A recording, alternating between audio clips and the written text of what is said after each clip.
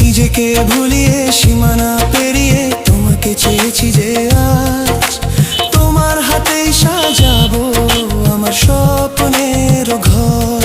আমি তোমার প্রেমে পড়ে দুনিয়া ভুলে গেছি।